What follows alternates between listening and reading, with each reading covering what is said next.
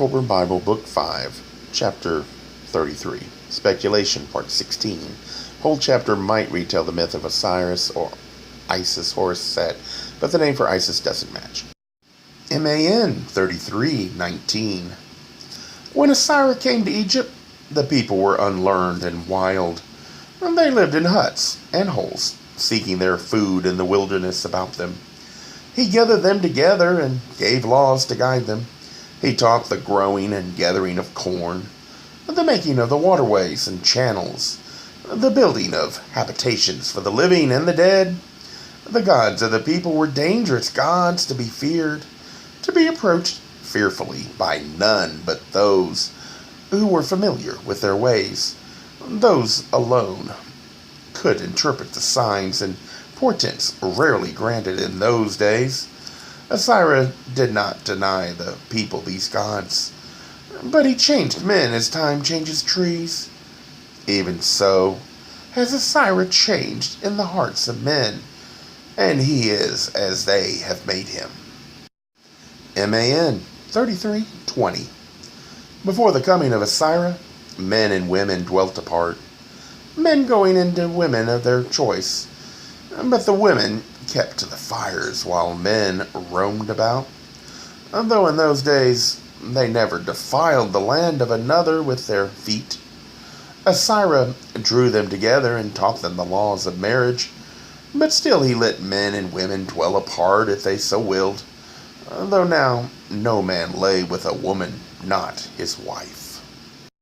MAN 33:21. Osiris taught the making of bread with gathered corn and sown corn. It was eaten at the floodwater feast, with salt and with honey. For Osiris knew the nature of salt, which is of the bodies of men, and the nature of honey, which is of heaven. Salt is found in bitter waters, which wash far off shores in the land of the salt mountains. Men who have sailed far have seen great mountains covered with salt. They lie under the steadfast stars, gleaming in a strange light. Honey comes airborne from heaven to be gathered by the bee. Once the earth was veiled within an awesome cloud, and in those days honey fell as frost upon the ground, and it fed men and beasts when the herbage withered. MAN 33:22. When Osiris had drawn the people together, so that they dwelt peacefully in the land, they inquired of him whether he knew the likeness of their gods, whom none among them had ever seen. Therefore he fashioned the likenesses of the gods for them. He built cities wherein to keep them, and cultivated the land.